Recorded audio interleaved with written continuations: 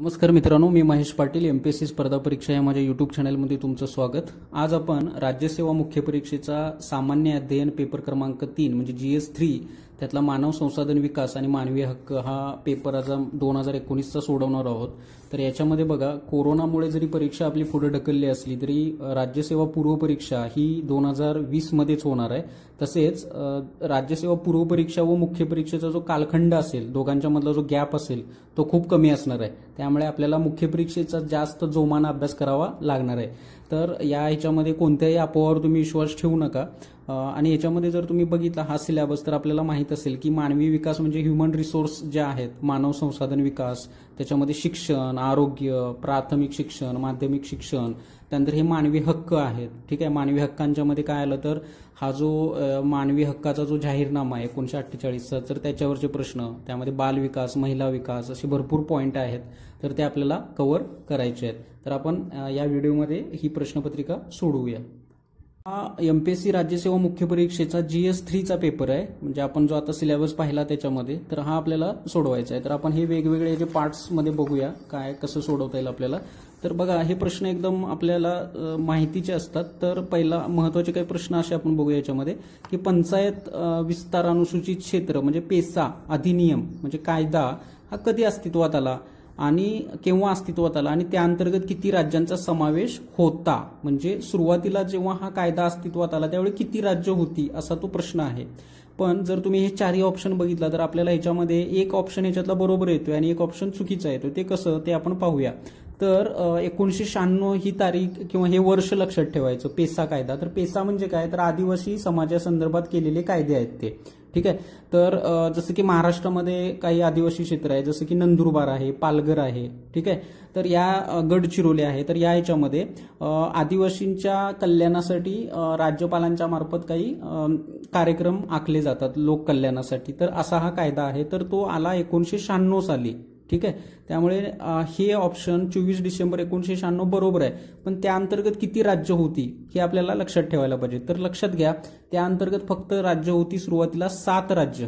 ठीक आहे. म्हणजे जसं की उदाहरणार्थ आपण घेऊया, महाराष्ट्र त्याच्यामध्ये आहे, आंध्र प्रदेश आहे, गुजरात आहे, मध्य प्रदेश आहे, त्यानंतर हिमाचल प्रदेश आहे, राजस्थान आहे. ठीक आहे. ही अशी राज्य आहेत. ओडिसा राज्य आहे. तर त्याच्यामध्ये जर तुम्ही पाहिला तर त्याच्यामध्ये 7 राज्य होती आणि त्यानंतर 3 राज्य समाविष्ट झाली. ती कुठली तर सध्याचं तेलंगणा राज्य, त्यानंतर छत्तीसगड हे मध्य प्रदेशमधून आलेलं आणि झारखंड हे बिहार राज्यातून आलेलं. ही राज्य नंतर समाविष्ट केलेली आहेत. त्यामुळे याच्यामध्ये कुठलंच ऑप्शन हा येत नाही. त्यामुळे हा प्रश्न एमपीएससीनं रद्द केलेला आहे. तर एमपीएससी असे प्रश्न हे विचारत असते. ठीक आहे. 7 राज्य असायला पाहिजे होती. ती तारीख बरोबर आहे त्यांची, पण हे चुकलेलं आहे. त्यानंतर पुढचा प्रश्न जो आहे तर खालील कायदे व त्याचे पारित होणारे वर्ष. तर बघा, आता हा GS3 म्हणजे मानव संसाधन विकास आहे. तर भारतात जे वेगवेगळे कायदे पास झालेले आहेत तर ते तुम्हाला माहिती पाहिजेत. ठीक आहे. तर याच्यामध्ये जर तुम्ही बघितला तर बालविवाह प्रतिबंधक कायदा, हे कायद्याचं वर्ष वेगळं असतं आणि त्याची अंमलबजावणी किंवा तो अस्तित्वात येण्याचं वर्ष वेगळं असतं, हे लक्षात घ्या. तर बाल कामगार प्रतिबंधक व विनियम अधिनियम, अनैतिक वाहतूक प्रतिबंधक कायदा, बालविवाह प्रतिबंधक कायदा आणि NCPCR कायदा म्हणजे काय तर हे कायदे महत्वाचे आहेत. तर हे बघा, याच्यामधलं एक जरी आपल्याला ऑप्शन बरोबर येत असेल, माहीत असेल, तर आपलं उत्तर ॲक्युरेट येऊ शकतं. तर याच्यामध्ये क्लिक असं लक्षात ठेवायला पाहिजेत की NCPCR हा जो कायदा आहे, national commission for protection of child right act, हा UPA 1चं कालावधी सरकार होतं. त्या काळामध्ये 2005च्या कायद्यानुसार हा कायदा अस्तित्वात आला होता. लहान मुलांचं लहान बालकांचं संरक्षण करण्यासाठी हा एक आयोग नेमला गेला आणि हा कुणाच्या अखत्यारीत येतो तर नॅशनल विमेन म्हणजे महिला मंत्रालय जे आहे तर त्यांच्या अंतर्गत ह्या कमिशन चालतं. तर हा 2005 साली अस्तित्वात आला. तर बालविवाह प्रतिबंधक कायदा 2006 साली आहे आणि जे इमॉरल ट्रॅफिकिंग म्हणजे अनैतिक वाहतूक प्रतिबंधक म्हणजे त्यांच्या संदर्भातला कायदा हा 56 साली आहे. ठीक आहे. तर हे इयर्स आपण लक्षात ठेवणं गरजेचं आहे. तर असं हे प्रश्न महत्वाचे आहेत. त्यानंतरचा एकदम सोपा प्रश्न त्याच्यामध्ये बघा, तर खाली नमूद केलेल्या संविधानाच्या अनुच्छेदापैकी कोणते प्रत्यक्ष व अप्रत्यक्षपणे बाल कल्याणाशी निगडित आहे. तर बघा, कुठले असेल याच्यामध्ये सगळे कायदे कलम बघूया आपण. कलम 21A, कलम 24, कलम 39F आणि कलम 45. तर 21A म्हणजे काय, तर 86वी घटना दुरुस्ती, शिक्षणाचा मूलभूत हक्क 6 ते 14 वयोगटातील मुलांना देण्यात आला. तो कशावरून घेण्यात आला, कलम 45 जे मार्गदर्शक तत्व आहे, म्हणजे बालकांचं शिक्षणाची जबाबदारी ही शासनाची आहे, त्याच्यावरून हा कायदा ह्याच्यात संशोधन झालं. ठीक आहे, त्यामुळे हे पण आहे, हे पण आहे. आता 24 म्हणजे काय, तर बालमजुरी. ठीक आहे, किंवा बालमजुरीच्या संदर्भातला कायदा, म्हणजे लहान मुलांना बालमजुरीमध्ये अडकू नये असं संदर्भात आहे, त्यामुळे 24. आणि 39F म्हणजे काय, की हे मार्गदर्शक तत्व आहे 39F. त्याच्यामध्ये लहान बालकांना त्यांच्या कोवतीच्या बाहेर कामं देण्यात येऊ नये किंवा त्यांना ह्या बालमजुरीसारख्या प्रथामध्ये गुंतवू नये अशा संदर्भातलं ते चारही तत्व आहेत, त्यामुळे सर्व याच्यामध्ये बरोबर येतात. ठीक आहे, त्यानंतर मूल्य म्हणजे आपण ज्याला व्हॅल्यूज म्हणतो, तर मूल्यांचं महत्व काय आहे तर ते बघा. तर हा व्हिडिओ जर तुम्ही बघितला, हे ऑप्शन जर तुम्ही पाहिले, तर याच्यामध्ये चुकीचा ऑप्शन आपल्याला निवडायचा आहे. तर चुकीचा ऑप्शन निवडताना आपण एक लक्षात ठेवलं पाहिजे की बघा, मूल्य कशासाठी असतात, तर सामाजिक नियंत्रण होतं का मूल्य ठेवल्यामुळे, तर होतं. म्हणजे समाजाची जी ऑर्डर आहे, समाज व्यवस्था टिकून राहते. ठीक आहे, तर मूल्यामुळे समाजात एकात्मता निर्माण होते का, मानवी मूल्यमुळे, तर होते. तर विचलनात्मक वर्तनापासून व्यक्ती दूर राहतात, हे पण बरोबर आहे. आणि प्रसंगानुरूप व्यक्तीचे वर्तन कसे असावे हे मूल्यामुळे निश्चित होते. त्यामुळे चारही ऑप्शन बरोबर आहेत. आपल्याला चुकीचं शोधायचं आहे, तर चुकीचा ऑप्शन याच्यातला कुठलाच नाही, त्यामुळे 4 हे याचं उत्तर असायला पाहिजे. आता पुढचा प्रश्न बघू आपण. तर टिकाऊ सातत्यपूर्ण विकासाची 2030ची कार्यक्रम पत्रिका संयुक्त राष्ट्राच्या सदस्य देशांनी 2015 मध्ये स्वीकृत केली, ज्याद्वारे लोकांसाठी शांतता आणि समृद्धीसाठी मार्गदर्शक तत्वे दिली आहेत. यात 17 टिकाऊ विकास ध्येये आहेत. म्हणजे कोणती, तर त्यातलं आपल्याला गुणवत्तापूर्ण शिक्षणाची हमी देणारं तत्व शोधायचं आहे, म्हणजे ते ध्येय शोधायचं आहे. तर एकूण 17 आहेत. सस्टेनेबल डेव्हलपमेंट गोल, तर एमपीएससी आपल्याला याच्यावरती कायम प्रश्न विचारत असते. एकूण 17 अशी ती ध्येय आहेत, गोल आहेत, आणि 169 काय आहेत, टार्गेट आहेत. ठीक आहे, तर मिलेनियम डेव्हलपमेंट गोलला रिप्लेस केलं गेलं सस्टेनेबल डेव्हलपमेंट गोलनं 2015 मध्ये. ठीक आहे, तर ही वेगवेगळी ध्येय आहेत. ठीक आहे, तर ही आपण ध्येय क्रमांक 4 मध्ये शिक्षणाची हमी येते. ठीक आहे, तर काही महत्वाची अशी काही सस्टेनेबल डेव्हलपमेंट गोल जे बघू आपण, त्याच्यामध्ये सुरुवातीला नो पॉवर्टी म्हणजे गरिबीचं निर्मूलन करा, त्यानंतर भूकबळीचं निर्मूलन होईल 2, सस्टेनेबल डेव्हलपमेंट गोल 2, त्यानंतर चांगलं आरोग्य द्या तिसरा गोल आहे हा, आणि 4 काय तर शिक्षण.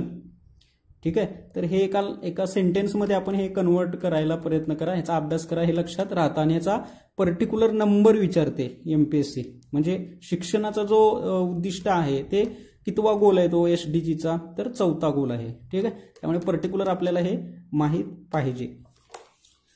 त्यामुळे ह्याचं अचूक उत्तर आहे पर्याय क्रमांक 2. पुढील प्रश्न बघा मित्रांनो, खाली दिलेला कोणत्या समूहात पाथालगडी आंदोलन प्रामुख्याने कार्यरत आहे. आपल्याला हे एकदम आयडेंटिफाय करायचं असतं. तर पाथालगडी म्हणजे पाथाल म्हणजे पत्थरगडी, तर हे आदिवासी समाजातलं म्हणजे लक्षात ठेवायचं असेल तर आपल्याला झारखंडमध्ये हे आंदोलन खास करून प्रसिद्ध झालेलं होतं. तर आदिवासींचे जे हक्क आहेत तर ते मिळवण्यासाठी किंवा त्यांच्या संदर्भातला तो त्यांचा एल्गार होता. ठीक आहे, त्यामुळे हे झारखंड, छत्तीसगड, ओडिसा हा प्रदेश त्याच्याशी संदर्भात आहे. ठीक आहे, तर हे पातालगडी. तर नंतरची जी वेगवेगळी आंदोलनं आहेत आदिवासी क्षेत्रासंदर्भातली, समाजासंदर्भातली, तर ती लक्षात ठेवणं आपल्याला गरजेचं आहे. जसं की नर्मदा बचाव आंदोलन आहे, किंवा टेहरी आंदोलन आहे, किंवा चिपको म्हणतो आपण त्याला, चिपको आंदोलन आहे, किंवा अपिको आंदोलन आहे. तर ती आंदोलन आपण लक्षात ठेवणं गरजेची आहेत. त्यामुळे याचा पर्याय क्रमांक 2 हे याचं अचूक उत्तर आहे. तर पुढचा प्रश्न बघा, कुपोषणमुक्त भारत अभियानासाठी 8 मार्च 2018ला जागतिक महिला दिनी प्रधानमंत्री नरेंद्र मोदी यांनी कोणती योजना सुरू केली. तर या 4 योजना आहेत. आपल्याला अचूक उत्तर याच्यातलं शोधायचं आहे. तर एक लक्षात घ्या, डॉक्टर अब्दुल कलाम अमृत योजना ही महाराष्ट्र सरकारनं सुरू केली होती.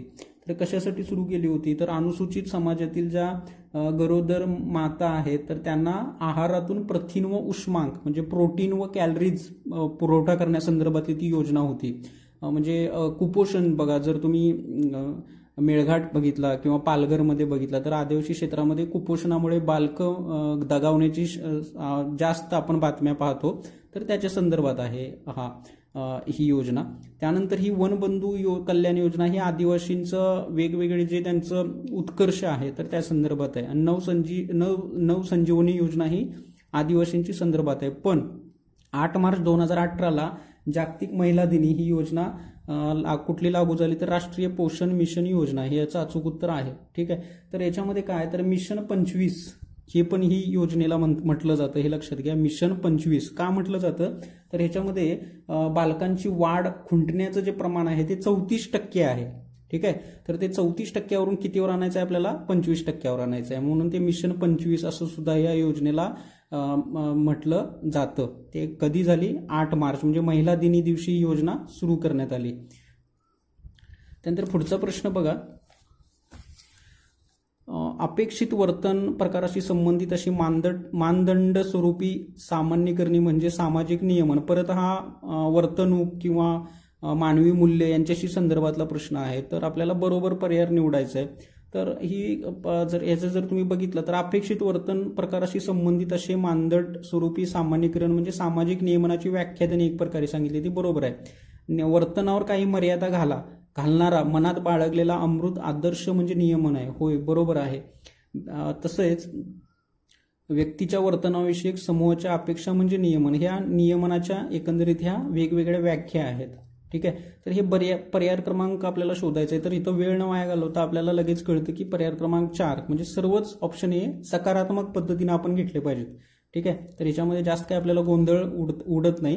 तर 4 हे त्याचं अचूक उत्तर आहे. तर पुढचा प्रश्न हा काळजीपूर्वक लक्षात घ्या. बघा याच्यामध्ये आपल्याला कसं फसवलं गेलंय. या प्रश्नामध्ये ट्रिकी आहे थोडा प्रश्न. इयत्ता 10वीच्या परीक्षेत नापास होणाऱ्या विद्यार्थ्यांसाठी कौशल्य विकास कोर्स सुरू करण्यात आले.